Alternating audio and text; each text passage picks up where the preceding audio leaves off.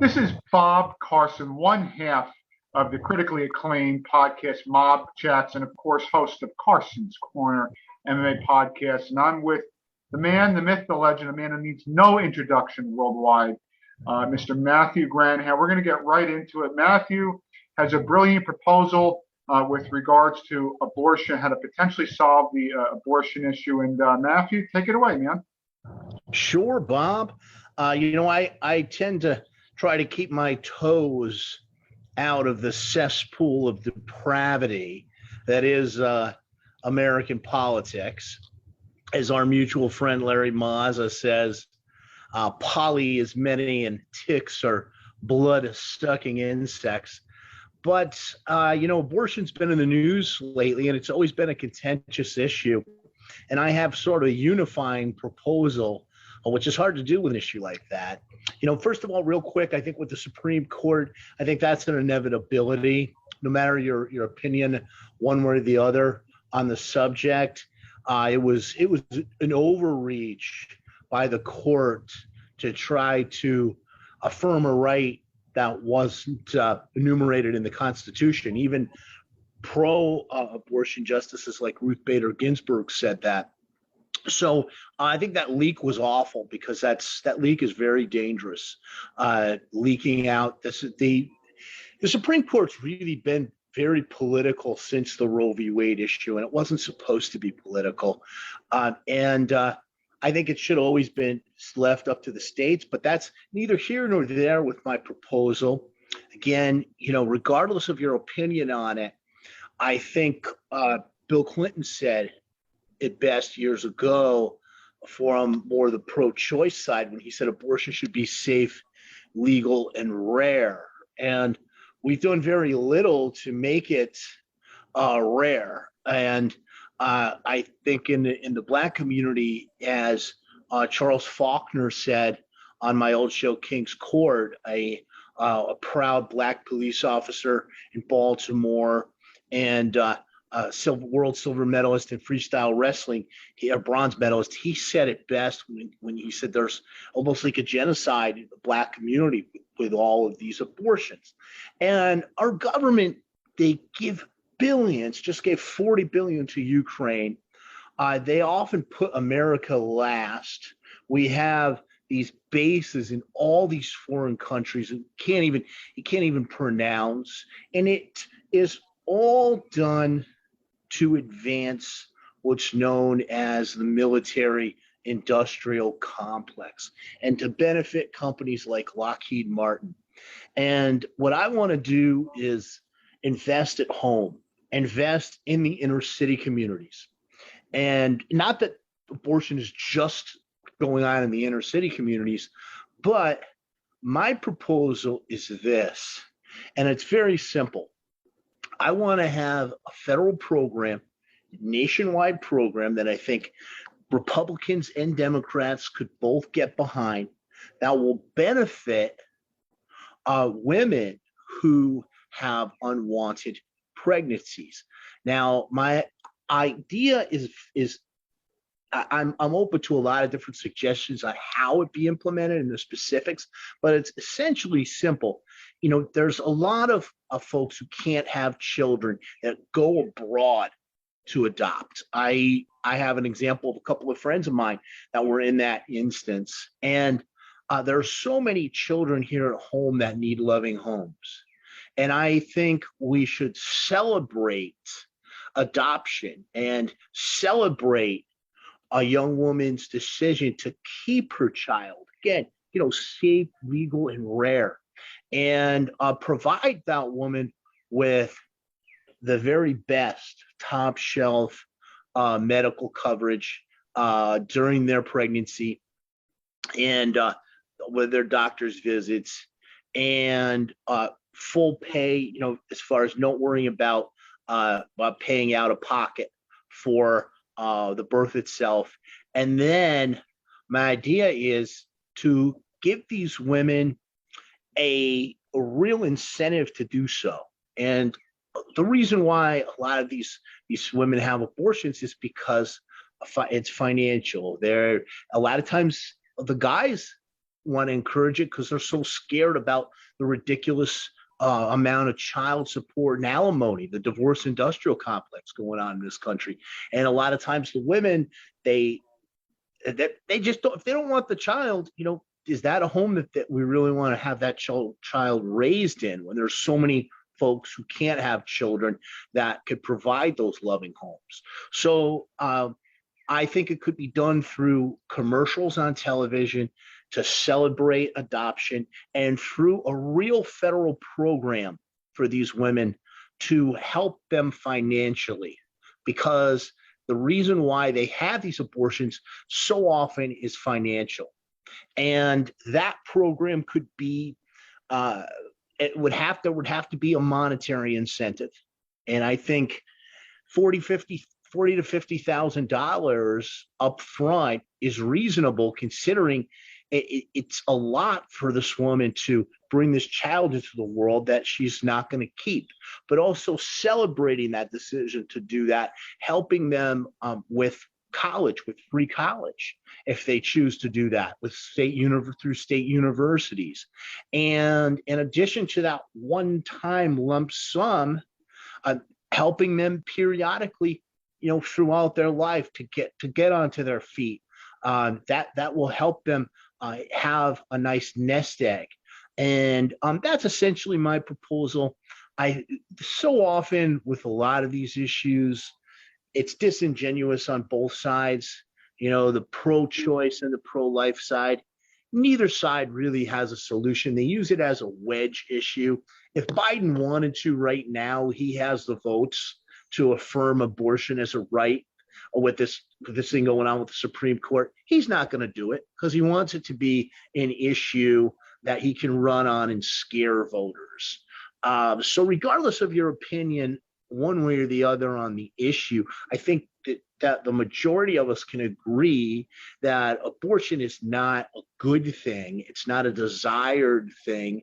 It oftentimes scars the woman emotionally throughout her life. And it's not something that we should encourage, whether there are laws precluding it or not. It's not always the laws that are the best way to get the desired result. Is because if it was banned, there's going to be a lot of back alley abortions, and I understand that. So I think that this is a proposal that could unify both sides and could be positive for the American people and help those in the inner city, these young ladies. I like it because on the one hand, it increases the birth rate, which the Republicans, it saves the life wherever, wherever you think that life begins. And on the other hand, it gives these women money. It gives these women government assistance, which Democrats always like. So I like it. The only thing is fiscally, how many people are we talking about? How many people are going to be able to qualify? They'll work that out, obviously, in the legislation and whatnot. But $40,000. Like you always hear, we're broke. I don't buy that. We're broke. We can't spend. We can't spend it. It depends on what political parties in office can they spend or not. But the idea of it, and the idea of universal education, free education, many countries in the world have moved towards this. I like it. I really, really do. I think it's a great idea. And who knows in this political climate, as you alluded to earlier, if it'll be taken up. But on the face of it, this is a very, very good idea that could bring both political parties together. Thank you, Bob. And I'm not on one side of the aisle or the other politically. I'm not on the conservative or the liberal side. I have my own independent views. I'm a free thinker, and when it comes to the idea of college, it makes no sense to me. These colleges and universities are making a fortune with what they're charging. And the fact that public school is free at the elementary, the middle, and the high school level, and that we have state colleges that are getting money already from us as taxpayers.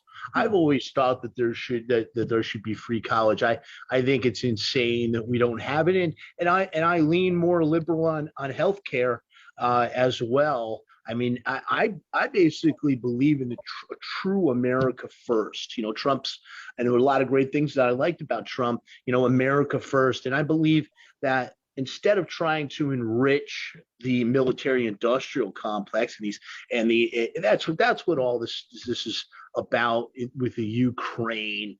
I mean, we don't care about the Ukraine. I'm not even going to get into that subject and the lies that are being presented by the media, but I think we should spend money at home and in helping the American people and actually come up with solutions to what the problems are in the inner city and in impoverished rural areas. Yeah, again, absolutely, you're spot on, especially about education. How these universities get money from the Fed at very low interest rate, and they turn around and charge students like myself, others, 10, 20, 50% interest rate, not 50%, but a tremendous amount of interest rate.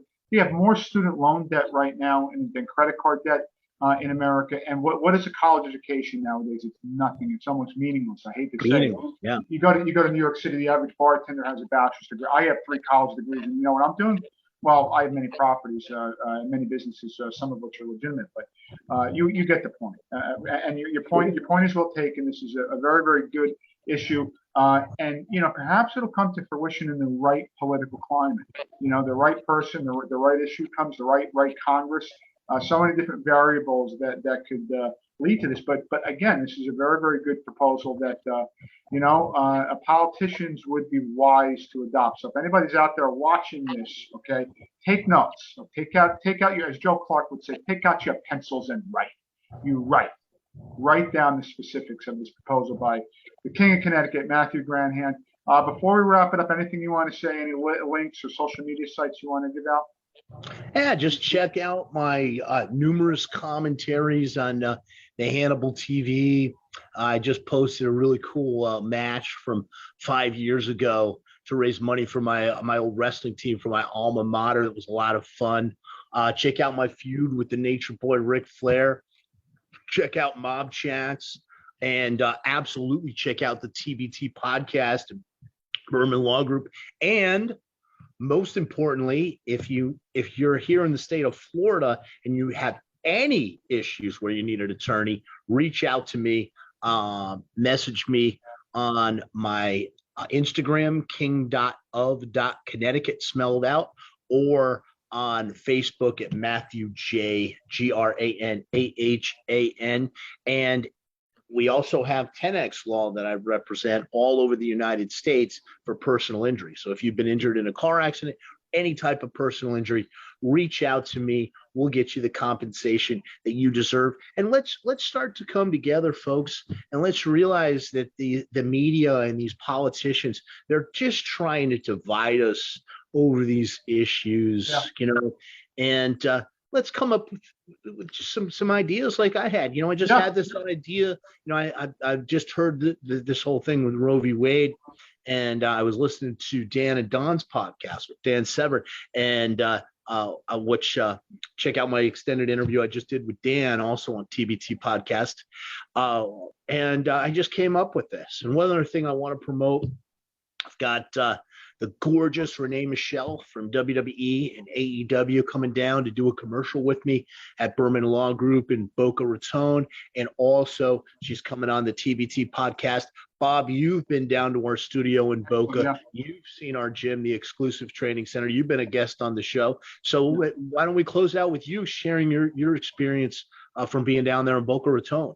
Fantastic. Yes, I was. I was honored to be on your podcast with the Berman Team podcast with Brittany Garcia as the co-host. That was in Florida, immaculate studio, immaculate facility down there in Boca Raton. I hope to return there sometime in the future. I really appreciate it. I don't have much going on. If people want to follow me on Instagram, Instagram.com/Bob Carson MMA, Facebook.com/Bob Carson MMA. Well, you'll see more interviews like this with me and the King and other figures within mixed martial arts and perhaps politics in the future. We may see this man, hopefully, maybe one day run for office. I could definitely see that. We need true independence, nonpartisan, true independent figures out there, which are hard to come by. Independent is like a dirty word. It has been for years in the political arena. So, Yeah, Tulsi Gabbard summed that up. When she said when she went into Congress, she went in there with an open mind and wanted to be an independent thinker, and they forced her on one side and said, "Don't talk to these people on the other side." It's all a con. It's all a scam. It is, and nothing gets done, and that's why American people not like Congress and whatnot. I truly believe that that an independent leader could solve American problems. Leadership comes from the top. So, listen, this has been a great episode here. I hope people enjoy it, and I hope you have a great Memorial weekend, everybody. And of course, we'll be back at it sometime soon. Awesome, thanks, Bob. Have a great weekend. Bye.